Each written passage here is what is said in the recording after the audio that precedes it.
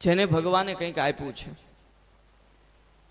રહેવા માટે મકાન આપ્યા છે, ખેતીવાડી માટે જમીન આપી છે, એમ થાય કે આપણા ઘરનું ભરણ પોષણ કર્યા પછી પણ ભગવાને આપણને વધારે આપ્યું છે, તો એવા માણસોએ વિનંતી કરું દરેક કથામાં કે આંગણે એક ગાય રાખવી.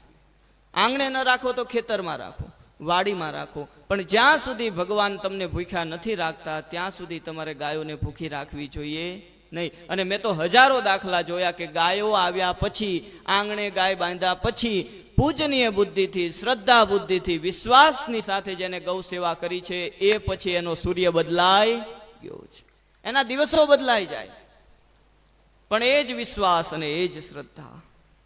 અદ્ભુત મહત્વ ગૌતંત્રની અંદર લખ્યું છે. ગાયોનું વિશેષ મહત્વ છે.